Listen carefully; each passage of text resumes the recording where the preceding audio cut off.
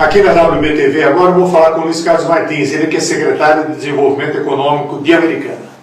Luiz, eu gostaria que você fizesse um balanço desses 3 primeiros anos à frente da Secretaria de Desenvolvimento Econômico. Pois não, Walter. Tem sido uma experiência bastante agradável para nós, bastante positiva, esses 3 anos, desde 2009. Nós vivemos um momento que teve alguns altos e alguns baixos, né, durante esse período.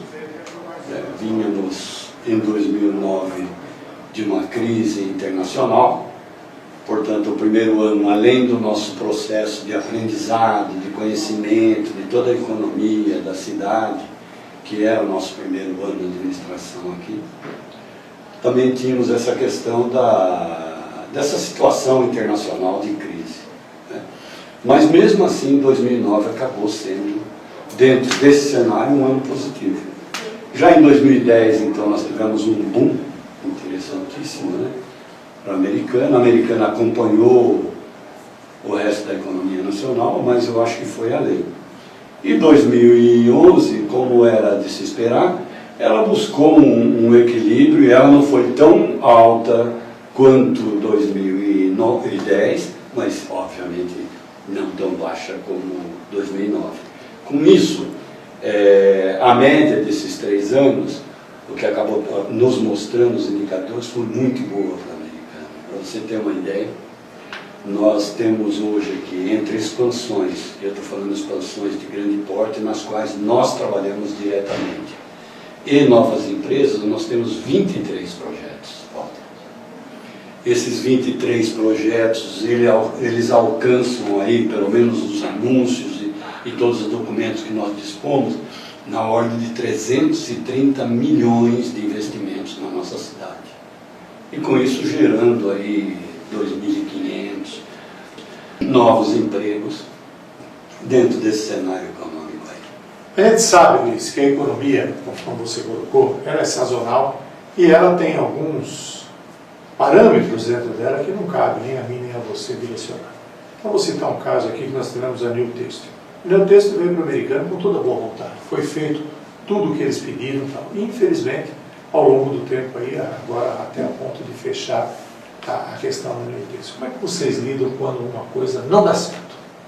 Bom, na realidade, a primeira coisa que nós fazemos é estar ao lado da empresa, né? E ver aquilo que o município pode fazer para que o momento, a situação de dificuldade possa ser superada. Foi o caso da New Têxtil. Eu me lembro que quando a New Têxtil requereu judicialmente, né, a sua recuperação, né, e apresentou inclusive um plano, o qual foi aprovado no tribunal em que está ocorrendo esse processo, né, uma das coisas que eles nos solicitaram era a questão de um compromisso que eles tinham conosco por conta das ruas, era a questão do número de empregados, né? E obviamente nós, através do nosso jurídico, verificamos que era um caso de força maior, tendo visto inclusive o processo judicial, e aceitamos dar um prazo para eles. Isso foi feito de maneira legal, obviamente. Então isso para dizer o seguinte, e continuamos apoiando, né? Nós continuamos acreditando. No dia de hoje, exatamente no dia de hoje, muito embora tenha acompanhado as informações, né? Nós estamos para ter uma reunião com eles, né, para entender claramente qual isso aconteceu agora, né, exatamente agora, para saber realmente da real situação, né, se essas 80 pessoas que estão fora agora realmente é uma férias coletiva, não é? Ou e se nós temos condições de retornar, porque o que interessa no final, Walter, obviamente, é a empresa com a sua geração de riquezas e, obviamente, a manutenção dos empregos. Esse é o interesse maior da administração. A Prefeitura, através de você, através da Secretaria, tem feito diversas gestões no sentido de implementar leis de incentivos fiscais. Eu gostaria que você comentasse um pouco a esse respeito. Bom, eu já tive a oportunidade de fazer uma reflexão sobre esse assunto e dizer o seguinte: eu acho que um dos grandes ganhos da administração atual na área econômica foi justamente desenvolver uma política, Walter, para o desenvolvimento econômico de Americana. E nós fizemos isso. Hoje nós temos uma política escrita, definida e que rege a nossa forma de conduta. Uma das partes importantes dessa política, não é a única, uma das partes, é justamente um programa de incentivo ao investimento privado, né? Aspecto esse que é feito pela maioria dos municípios, pelo menos aqueles modernos, né, e que estão atraindo investimentos à sua cidade. Por vezes as pessoas perguntam, mas isso não é guerra fiscal? Não na minha concepção, eu posso até estar errado, mas a minha concepção não é essa, né?